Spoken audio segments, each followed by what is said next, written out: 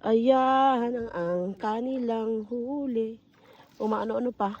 Ang tawag doon? Ayun. Oh. Hinuli ninyo si Kano. Kano Ping.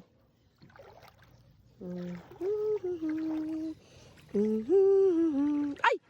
Ang ganda ng resort. Ang sarap dito sa summer. Oh my God. Tapos may floating cottage pa. Tapos pwede pa manghuli ng fish. Ayan o.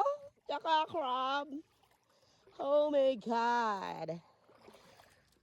Ay, ang ganda talaga. Malaburakay ang buhangin. Napaka-pino. Parang, ayan. Nakalaya yata yung mga isda ko. Parang mini Boracay. Pakita ko sa inyo mga buhangin ha. Na mga pino ha. Ay, bigat kasi ng dala ko eh.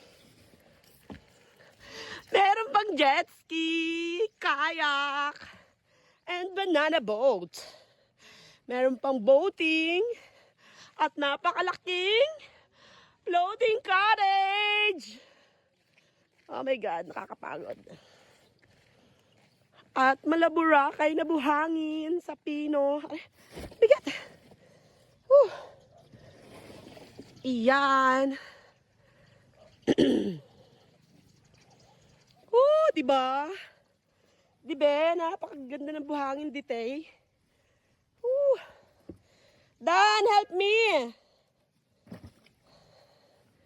At meron pang gwapong tindero!